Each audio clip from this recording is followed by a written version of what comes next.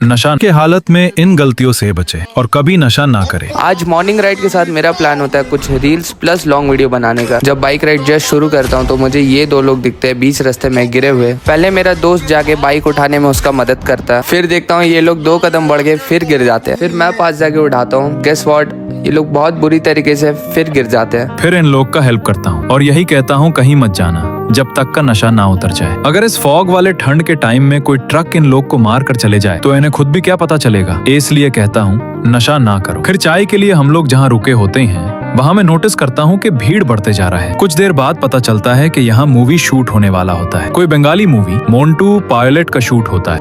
हमें अपना shoot complete करना होता है। इस ब्यूटीफुल लोकेशन में पहुंच के कुछ रील्स प्लस लॉन्ग वीडियोस बनाते हैं। आज के लिए इतना ही, मिलते हैं नेक्स्ट वीडियो में। सब्सक्राइब करना मत भूलना।